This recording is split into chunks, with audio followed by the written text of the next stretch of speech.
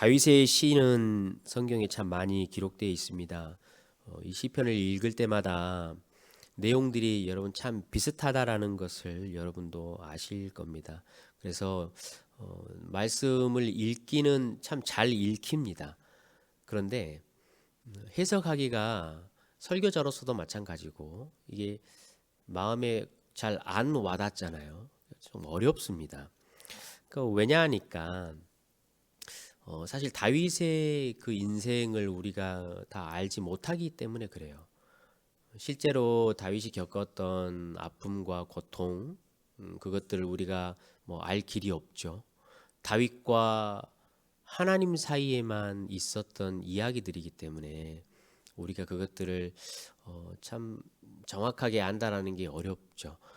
뿐만 아니고 다윗이 이렇게 자신의 인생을 통해서 자기 안에 깎이고 또 깎이고 또 숙성되고 했던 그 깊이 있는 표현들을 하나하나 골라서 기록했을 거 아니에요. 그러니까 그런 것들을 제3자가 다 알기에는 참 어려운 점이 있습니다.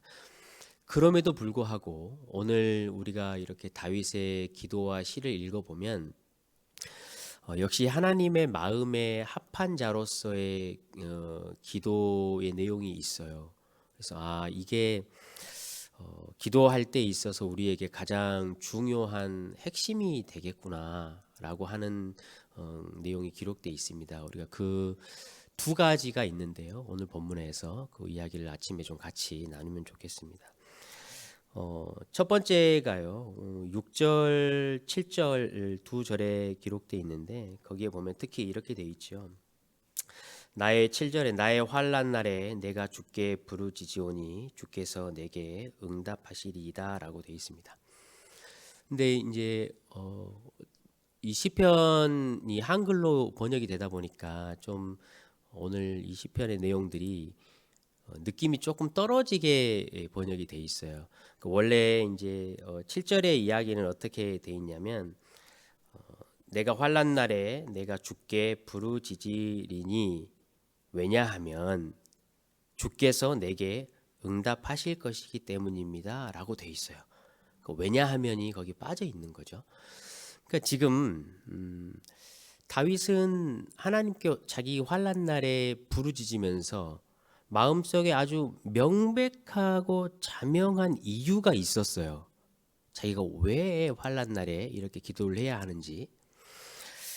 그런데 이제 다윗이 오늘 이 86편을 기도할 때 이 7절에서뿐만이 아니고 왜냐하면이라는 이야기를 무려 8번을 더 해요.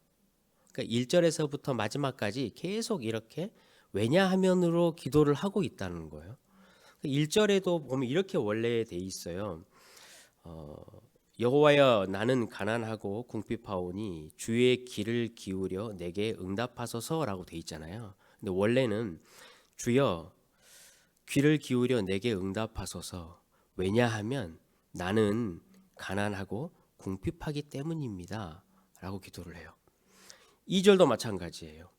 나는 경건하오니 내 영혼을 보존하소서라고 돼 있잖아요. 근데 원래는 내 영혼을 보존해 주십시오. 왜냐하면 나는 경건하기 때문입니다. 라고 기록이 돼 있어요.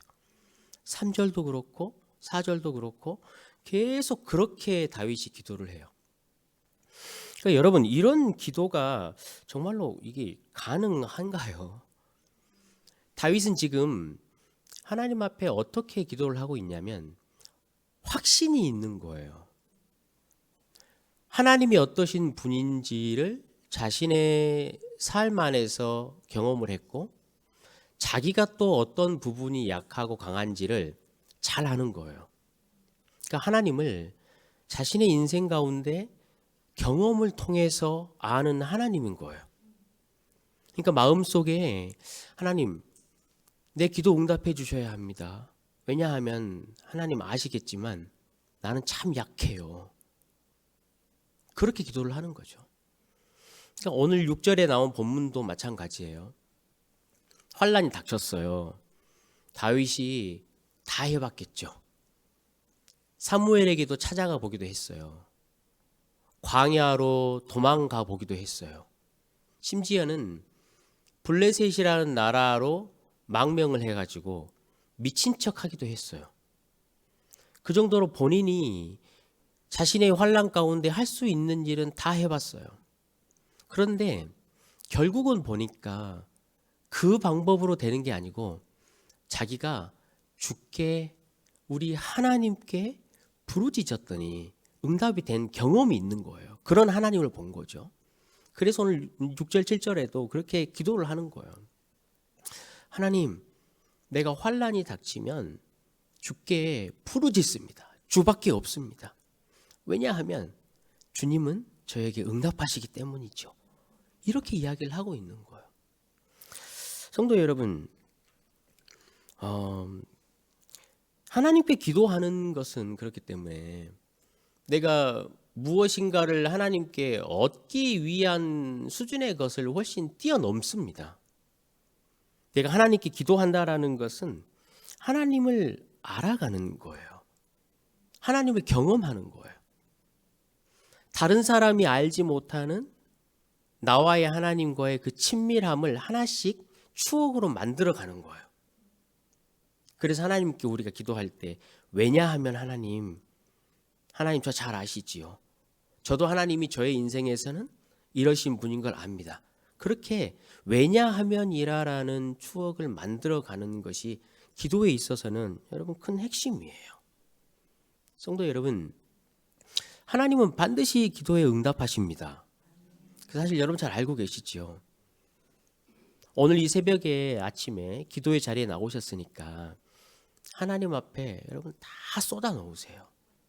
작은 것에서부터 큰 것까지 하나도 빼먹지 말고 다 쏟아 놓으세요. 아마 그렇게 걱정하신 분도 있으실 거예요. 목사님, 제가 배우기는 제 정욕으로 기도하지 말라고 그랬는데 제가 기도를 하다 보면 이게 내 정욕인지 바른 기도인지 계산하느니라고 기도하는 게 많이 좀 어려워요 라고 하시는 분이 있으실 거예요. 그런데 여러분 걱정하지 마세요. 왜냐하면요, 성도가 기도하기를 시작하잖아요. 그러면 성령 하나님께서 말할 수 없는 탄식으로 성도인 우리와 함께 기도를 시작하셔요. 마땅히 기도해야 할 바를 알지 못하지만 성령께서 하나님의 마음을 너무나 잘 아시니까 우리를 위해서 그 하나님의 마음에 맞게 기도할 수 있도록 도우신다라는 거예요. 그래서 기도 생활을 이렇게 쭉 하시면서 보면 가끔씩 내 기도가 바뀌었네. 내가 이건 놔졌네. 왜 내가 지금 이걸 기도하고 있지? 한 때가 있어요. 성령께서 해주시는 거예요. 마땅히 기도할 바를 모른다 그러잖아요. 우리가 기도 막 쏟아 놓을 때 하나님이 들으실 때 웃긴 기도 많이 있을 거예요. 이놈이 지금 마땅히 지 가정을 위해서 자신을 위해서 이런 기도를 해야 할지인데 근데 마땅히 그 기도를 못해. 우리는 왜냐하면 정욕이 가득 차 있잖아요. 그럼에도 불구하고 기도하셔도 돼요. 성령께서 반드시 함께 기도를 하셔요. 우리가 그 경험을 쌓아가는 거예요. 그 왜냐하면이라는 추억을 하나님과 쌓아가는 것이 여러분 기도의 핵심이에요. 성령께서만 기도하시는 게 아니에요. 예수님도 우리를 위해 지금도 중보하고 계시잖아요. 여러분, 이게 정말로 놀라운 게 성도가 예수님의 이름을 붙들고 기도한다, 하나님께 기도한다라는 의미는요, 내 기도를 내가 하나님께 드리는 게 아니고요, 내 기도를 예수님이 지금 하나님 우편에서 하나님께 드리고 있는 거예요. 내가 예수의 이름으로 기도를 한다면, 그 뜻에 맞춰 기도를 한다면 그 모든 기도가 응답이 된다라는 의미겠죠. 그러니까 여러분 쏟아 넣으세요. 그러시고 하나님이 어떠신 분인지를 이제 경험하시는 거예요. 내가 이런저런 기도 이렇게 하고 하루의 삶을 살아가고 한 달의 삶을 살아갈 때 하나님이 예스라고 하신 것도 있으실 것이고 하나님이 노라고 하신 것도 있을 거예요. 하나님이 wait, 기다려 하는 것도 있으실 거예요. 이렇게 하나님을 알아가는 거예요. 내 인생에 그런 하나님과의 추억을 쌓으면서 하나님과의 친밀한 관계를 맺어가는 것이 기도인 거예요. 저에게도요, 이제 신앙생활하고 목회 이렇게 하면서 하나님이 단 한 번도 거절하지 않은 기도가 있어요. 단 한 번도 그분은 그 기도를 거절하지 않으셨어요. 그게 뭐였냐면요. 하나님, 제가 하나님의 나라의 복음을 전하고 가르칠 수 있는 그 담대함과 은혜를 저에게 주십시오. 왜냐하면 그것만이 나를 살리기 때문입니다라는 기도였어요. 대부분 목회자면 그렇게 말 전하면 성도들이 사니까 해주세요라고 하잖아요. 근데 그 기도는 가끔씩 안 될 때도 있었어요. 왜냐하면 성도들이 막 이렇게 안 변하잖아요, 잘. 근데 제가 살기 때문이에요, 하나님. 왜냐하면 제가 살기 때문이에요 라는 기도는 단 한 번도 거절하신 적이 없어요. 제가 제 영혼을 살리려고 하나님 앞에 얼마나 많은 일들과 고민들과 기도들을 했겠어요? 그런데요, 한 번도 거절하지 않으셨던 기도는 제가 복음을 전할 때 제 영혼이 삽니다, 하나님. 그렇기 때문입니다 라고 했던 기도였어요.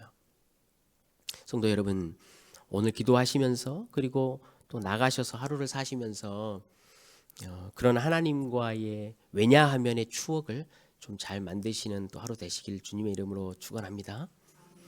두 번째는요, 이제 8절, 9절, 10절에 기록되어 있는데요. 다윗이 보시면 환난의 기도를 하잖아요. 그러다가 갑자기 기도가 바뀌어요. 전환이 일어나죠. 갑자기 주와 같은 자가 없사오며 주의 행하심과 같은 일도 없나이다. 주의 이름에 영광을 돌립니다. 무릇 주는 위대하사 기이한 일들을 행하십니다. 주만이 하나님이십니다 라고 기도를 하는 거예요. 근데 기도가 갑자기 바뀌었어요. 그러니까 지금 다윗은요, 본인이 기도를 하고 있는 게 자신이 환난을 당하고 문제가 생겼을 때 그 문제를 해결하기 위한 기도의 수준을 넘어서는 거예요. 그러니까 지금 다윗은 하나님이 나에게 환난과 어려움을 주셨는데 내가 지금 이 문제를 단순히 해결하는 것이 문제가 아니고 이 환난과 고통과 어려움으로 하나님이 영광 받으시는 일을 하시는구나. 하나님의 기이한 일을 지금 행하고 계시는구나 라고 안 거예요. 그래서 그 기도가 갑자기 전환이 된 것이죠. 하나님의 일을 해 나가는 하나님의 독특한 방법이라는 거예요. 허락하신 고통과 어려움이 있어요. 성도에게는 하나님 그걸 허락하실 때가 있어요. 왜냐하면요, 성도로 하여금 하나님께 나오게 하기 위해서 그러는 거예요. 나에게 좀 와라. 그러면 여러분, 환난과 어려움을 가지고 하나님 앞에 나올 때만큼 성도의 마음이 부드러워질 때가 없어요. 고기와 같다라고 성경이 표현하죠. 심장이 고기와 같이 부드러워요. 그리고 오늘 다윗이 기도했던 것처럼 마음이 정말로 가난해져 있는 거잖아요. 그러니까는 그 가난해지고 고기와 같은 마음, 자기의 능력과 자기가 할 수 있다라는 모든 것이 내려진 마음인 거예요. 거기에다가 하나님께서 하나님의 마음을 부으시려고 그러시는 거예요. 하나님의 뜻이 무엇인지 그 마음을 부어주셔가지고 하나님이 계획하시고 행하시고자 하는 일들을 나를 통해서 확장시켜 나아가고 싶으신 거예요. 그래서 다윗이 기도가 여러분 그렇게 바뀐 거죠. 성경에 보면 한나 여러분 아시죠? 사무엘의 엄마. 정말로 고통스러웠어요. 아이를 가지지 못했어요. 그 시대에 아이를 가지지 못했다라는 것은 지금 시대와는 너무 다르죠. 왜냐하면 메시아가 이스라엘을 통해서 오잖아요. 그럼 아기를 갖지 못한다는 것은요, 메시아를 잉태할 수 있는 그 엄청난 특권에서부터 아예 사라지는 거예요. 기회가 없는 거예요. 그래서 사람들이 그 여인을 보면 저주를 받았다라고 이야기를 해요. 하나님의 그 특권에서 너를 빼버렸어라는 저주예요. 얼마나 괴로웠겠어요? 또 옆에서 또 이렇게 귀찮게 하고 힘들게 하는 여인이 또 한 명 있었잖아요. 하나님께 나와요. 너무 고통스러워 참다 자리를 박차고 일어나 하나님께 나와서 기도하죠. 하나님, 나에게 자식을 주십시오. 그러면 내가 이 자식을 하나님께 다시 돌려드리겠습니다 라고 기도를 해요. 엘리 제사장이 그 모습을 오랜 기도하고 있는 모습을 보고 술 취했다라고 말하거든요. 근데 한나가 이렇게 말을 하죠. 제사장이요, 제가 술 취한 게 아니고 제가 하나님과 마음이 통했습니다 라고 말을 해요. 하나님과 마음이 통했어요. 하나님의 마음이 무슨 마음이셨을까? 이스라엘 백성이 하나님의 아들이었잖아요. 자식이었잖아요. 근데 그 사사기 시대였잖아요. 그때가. 근데 이스라엘 백성들이요, 하나님을 아버지라 인정하지 않았어요. 근데 하나님의 마음에도 이스라엘 백성들이 자기 자식인데 너무나 멀리 떠나가지고 자기들 마음대로 사니까 자식이 있었는데 자식이 없는 마음인 거예요. 그러니까 한나에게 자식이 없는 고통을 주셔가지고 기도의 자리로 부르셔서 그 가난한 마음에 기도를 심으셔서 자식을 주시면 내가 자식을 드리겠습니다 라고 기도한 거죠. 그래서 사무엘이 났어요. 사무엘을 통해서 그 사사의 시대를 끝내시고 다윗 왕이 들어오는 길을 열어주신 거잖아요. 하나님이 가지고 계시는 일과 계획들을 행해 나가시는 거예요. 고통을 받고 있는 기도자의 기도를 통해서. 성도 여러분, 성도에게 고난이 옵니다. 참 어렵고 힘들어요. 그런데 꼭 기억하십시오. 반드시 이유가 있습니다. 헛된 고난은 없습니다. 하나님의 사랑이 끊어져서 이 고난이 나에게 왔나? 절대 아닙니다. 어떤 것도 우리를 그리스도의 사랑에서 끊을 수 없다라고 하셨어요. 이유가 있는 거예요. 하나님이 나를 부르셔서 하나님이 하시고 싶은 일들을 확장시켜 나아가시려고 나를 부르시는 거예요. 기도의 자리로 오라고 하시는 거예요. 성도 여러분, 그래서 우리로 상처받은 치료자 여러분 들어보셨죠? 그런 하나님의 일들, 하나님의 마음을 이 땅 가운데 확장시켜 나가는 일을 하시고자 우리의 기도를 그렇게 사용하시는 거예요. 이제 오늘부터 여러분 살아가시면 이해 안 되는 일이 아마 생기실 거예요. 어려운 일들도 막 닥쳐올 때가 있고 참 이해 안 되는 사건들이 내 삶에 번뜩번뜩 나타날 때도 있어요. 오늘 아침에도 제가 이 90도 속도 내는데 쭉 타고 오잖아요, 이렇게. 근데 앞에서 불빛이 번뜩번뜩 튀는 거예요. 이 앞에서 가던 차에서 카트가 떨어졌나 봐요. 차들이 가면서 계속 부딪혀가지고 쾅쾅 소리가 나면서, 근데 안 보이는데 카트가 중간에 계속 떨어져 있어요. 황당한 일이지요. 이 황당한 일이 닥쳐요. 그럴 때마다 이제 성도는요, 그 일 앞에서 보이는 첫 번째 반응을 이제 바꿔야 돼요. 우리는 보통 이제 평소에는 그런 일들이 탁 닥치거나 그런 사람을 만나면 진짜 미치겠네. 진짜 짜증나네, 짜증나. 이게 우리 대부분 첫 반응이잖아요. 근데 이제 우리는 그 첫 반응을 바꿔야 돼요. 그런 사람을 만나고 그런 사건을 만나면 하나님이 나에게 하실 말씀이 있으시구나. 하나님이 이것을 통해서 나를 부르시는구나. 나로 기도하게 하시는구나. 그래서 하나님의 일을 해 나갈 수 있도록, 그것을 확장시켜 나갈 수 있도록 하시는구나 라고 여러분 생각하셔야 돼요. 그것이 저와 여러분의 첫 반응이 되어야 해요. 성도 여러분, 기도는요, 그렇기 때문에 단순히 우리의 문제를 해결받는 것 이상이죠.